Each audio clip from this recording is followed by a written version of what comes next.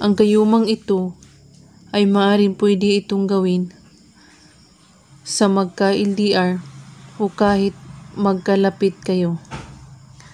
Ang kailangan ay buo ang inyong paniniwala sa inyong gagawin at magko-concentrate at walang ibang iniisip kundi ang inyong gagawan ng ritual.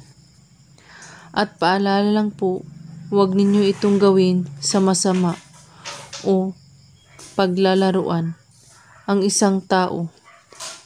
Gawin ito sa araw ng Martes at Biyernes lamang, kahit anong oras. Basta't walang puot o galit ang iyong puso. Kung ang taong iyong ginawan mo ito ay malapit lamang sa iyo, banggitin ito ng 1 beses ng pabulong saka umihip ng hangin papunta sa kanya. Amet miti simyul. Banggitin ang kanyang pangalan ng 3 beses. At kung kayo ay magka-LDR na naman, banggitin ang mga salitang ito ng 10 beses. At kada banggit nito, isabay mo ang kanyang pangalan sa kaumihip ng hangin na pabulong. At siguraduhin na kabisado mo na ang mga salitang ito bago niyo ito gawin.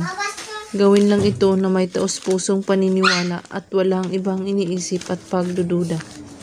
At kung may katanungan po kayo ay magko-comment lang po sa baba. Maraming salamat sa panunood. May God bless us all.